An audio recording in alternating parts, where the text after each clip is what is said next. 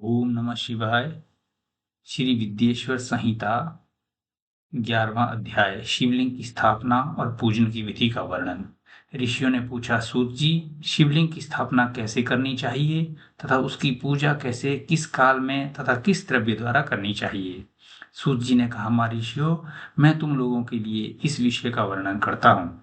इसे ध्यान से सुनो और समझो। अनुकूल एवं शुभ समय में किसी पवित्र तीर्थ में, नदी के तट पर ऐसी जगह पर शिवलिंग की स्थापना करनी चाहिए जहाँ रोज पूजा कर सके। पार्थिव द्रव्य से, जलमय द्रव्य से अथवा तेजस द्रव्य से पूजन करने से उपासक को पूजन का पूरा फल प्राप्त होता है। शुभ लक्षणों में पूजा करने पर यह तुरंत फल देने वाला है। चल प्रतिष्ठा के लिए छोटा शिवलिंग श्रेष्ठ माना जाता है। अचल प्रतिष्ठा हेतु बड़ा शिवलिंग अच्छा रहता है। शिवलिंग की पीठ सहित स्थापना करनी चाहिए। शिवलिंग की पीठ गोल, चौकोर, त्रिकोण अथवा खाट के पाए की भांति ऊपर नीचे मोटा और बीच में पतला होना चाहिए। ऐसा लिंग पीठ महान फल देने वाला होता है। पहले मिट्टी अथवा लोहे से शिवलिंग का निर्माण करना चाहिए।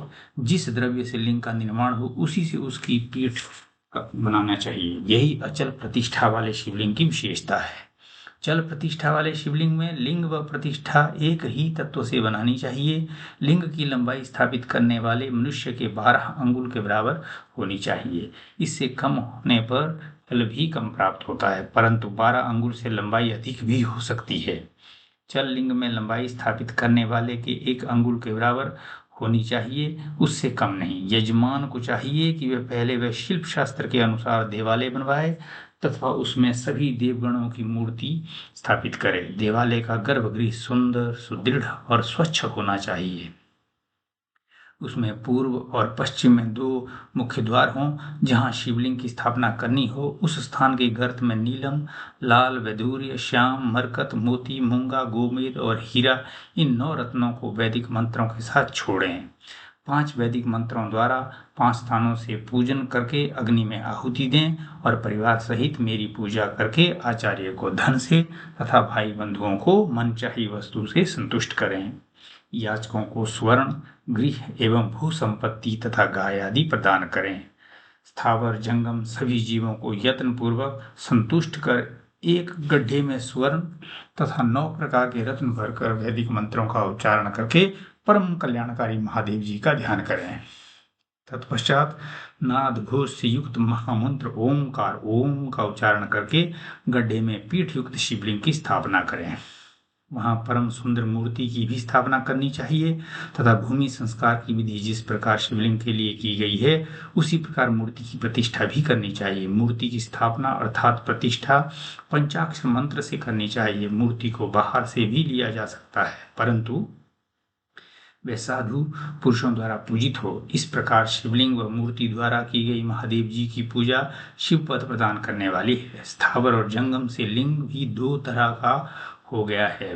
वृक्ष लता आदि को स्थावर लिंग कहते हैं और कृमि कीट आदि को जंगम लिंग। स्थावर लिंग को सींचना चाहिए तथा जंगम लिंग को आहार एवं जल देकर तृप्त करना चाहिए। यों चराचर जीवों को भगवान शंकर का प्रतीक मानकर उनका पूजन करना चाहिए। इस तरह महालिंग की स्थापना करके विविध उपचारों द्वारा उसका रोज पूजन करें तथा देवालय के पास ध्वजारोहण करें।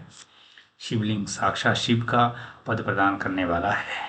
आवाहन, आसन, अर्घ्य, पाद्य, पाद्यांग, अचमन, स्नान, वस्त्र, यज्ञोपवीत, गंध, पुष्प, धूप, दीप, नैवेद्य, तांबूल, समर्पण, निराजन, नमस्कार और विसर्जन, ये 16 उपचार हैं।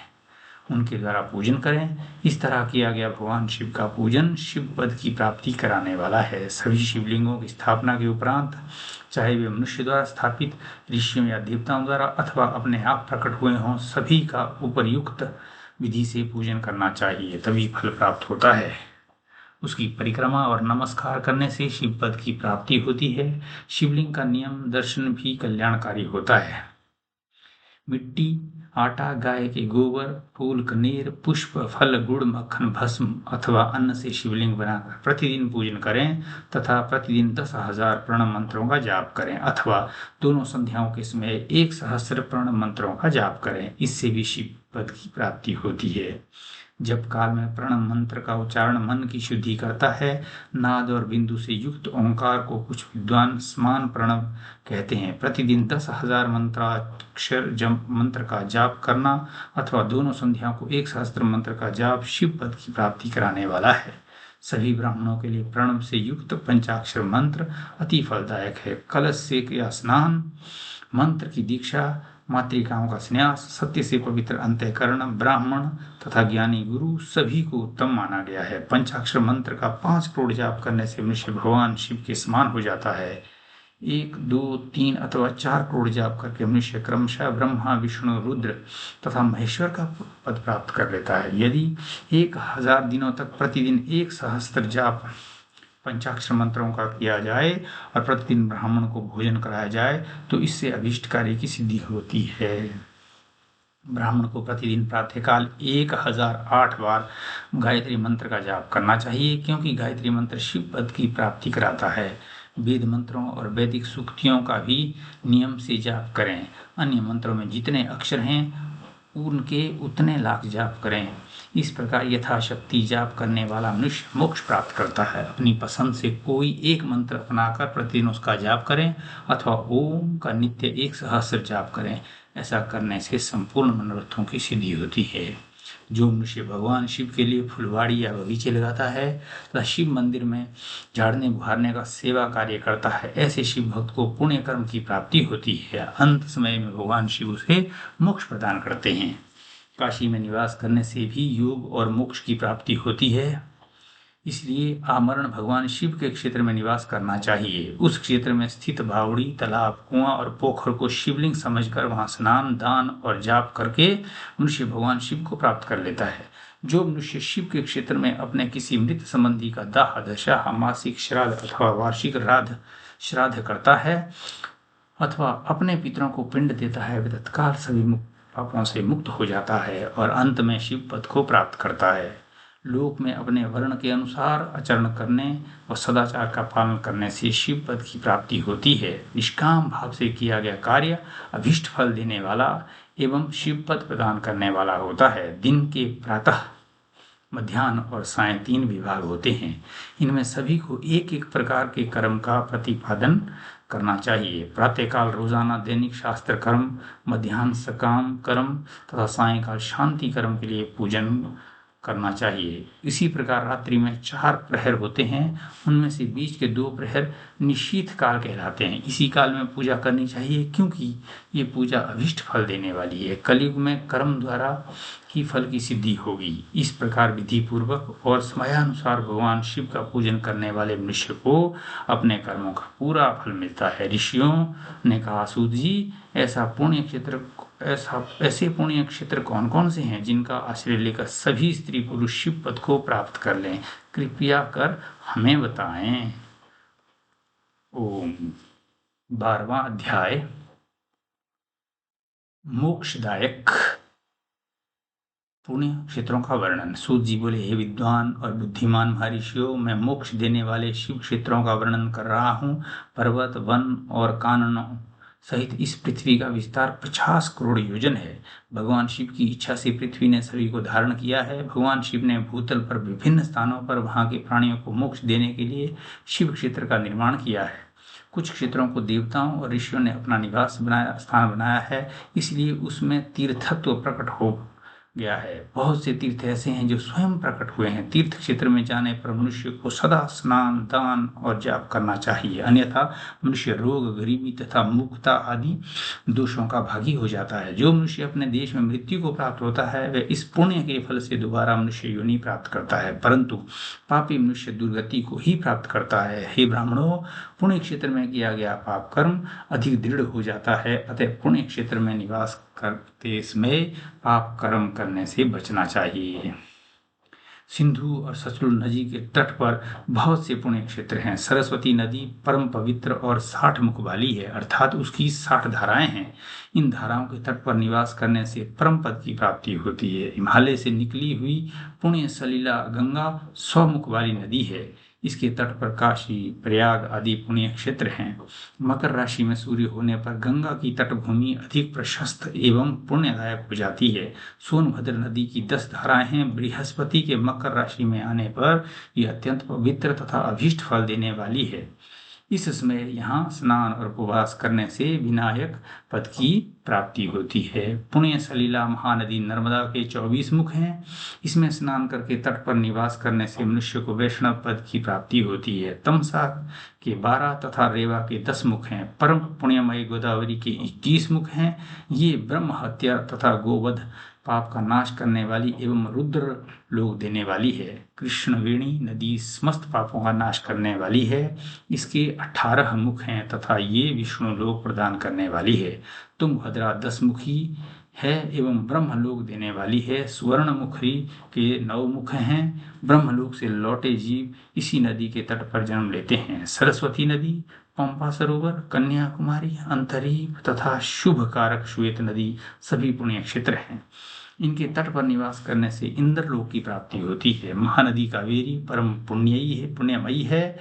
इसके 27 मुख हैं। ये संपूर्ण अभीष्ट वस्तुओं को देने वाली है। इसके तट ब्रह्मा विष्णु का पद देने वाले हैं। कावेरी के जो तट शैव क्षेत्र के अंतर्गत हैं वे अभीष्ट फल तथा शिवलोक प्रदान करने वाले हैं। नैमिषारण्य तथा बद्रिका आश्रम में सूर्य और बृहस्पति के मेष राशि में आने पर स्नान और पूजन करने से ब्रह्मलोक की प्राप्ति होती है। सिंह और कर्क राशि में सूर्य की संक्रांति होने पर सिंधु नदी में किया गया स्नान तथा केदार तीर्थ के जल का पान एवं स्नान ज्ञानदायक माना जाता है। बृहस्पति के सिंह राशि में स्थित होने पर भाद्र मास में गोदावरी के जल में स्नान करने से शिवलोक की प्राप्ति होती है। ऐसा स्वयं भगवान शिव ने कहा था। सूर्य और बृहस्पति के कन्या राशि में स्थित होने पर यमुना और सोनभद्र में स्नान से धर्मराज और गणेश लोक में महान भोग की प्राप्ति होती है। ऐसे महर्षियों की मान्यता है। सूर्य और बृहस्पति के तुला राशि में होकर कावेरी नदी में स्नान करने से भगवान विष्णु के वचन की महिमा से अभीष्ट फल की प्राप्ति होती है। मार्गशीर्ष माह में सूर्य और बृहस्पति के वृश्चिक राशि में आने पर नर्मदा में स्नान करने से विष्णु पद की प्राप्ति होती है। सूर्य और बृहस्पति के धनु राशि में होने पर स्वर्णमुखी नदी में किया गया स्नान शिवलोक प्रदान करने वाला है। मकर राशि में सूर्य और बृहस्पति के माघ मास में होने पर गंगा जी में किया गया स्नान शिवलोक प्रदान करने वाला है। शिवलोक के पश्चात ब्रह्मा और विष्णु के स्थानों में सुख भोग कर अंत में मनुष्य को ज्ञान की प्राप्ति होती है। माघ मास में सूर्य के कुंभ राशि में होने पर फाल्गुन मास में गंगा तट पर किया श्राद्ध पिंडदान अथवा तिलोदक दान पिता और नाना दोनों कुलों के पितरों की अनेक पीढ़ियों का उद्धार करने वाला है। गंगा व कावेरी नदी का आश्रय लेकर तीर्थवास करने से पाप का नाश हो जाता है। ताम्रपर्णी और वेगवती नदियां ब्रह्मलोक की प्राप्ति रूप फल देने वाली हैं। इनके तट पर स्वर्गदायक क्षेत्र हैं। इन नदियों के मध्य में बहुत से पुण्य क्षेत्र हैं। यहाँ निवास करने वाला मनुष्य अभीष्ट फल का भागी होता है। सदाचार, उत्तम वृत्ति तथा सद्भावना के साथ मन में दया भाव रखते हुए विद्वान पुरुष को तीर्थ में निवास करना चाहिए, अन्यथा उसे फल नहीं मिलता। पुण्य क्षेत्र में जीवन बिताने का निश्चय करने पर तथा वास करने पर पहले का सारा पाप तत्काल नष्ट हो जाएगा, क्योंकि पुण्य को ऐश्वर्यदायक कहा जाता है। हे ब्राह्मणों, तीर्थ में वास करने पर उत्पन्न पुण्य कायिक, वाचिक और मानसिक सभी पापों का नाश कर देता है। तीर्थ में किया मानसिक पाप कई कल्पों तक पीछा नहीं छोड़ता। ये केवल ध्यान से ही नष्ट होता है। वाचिक पाप जाप से तथा कायिक पाप शरीर को सुखाने जैसे कठोर तप से नष्ट होता है। अतः सुख चाहने वाले पुरुष को देवताओं की पूजा करते हुए और ब्राह्मणों को दान देते हुए पाप से बचकर ही तीर्थ में निवास करना चाहिए। ओम नमः शिवाय।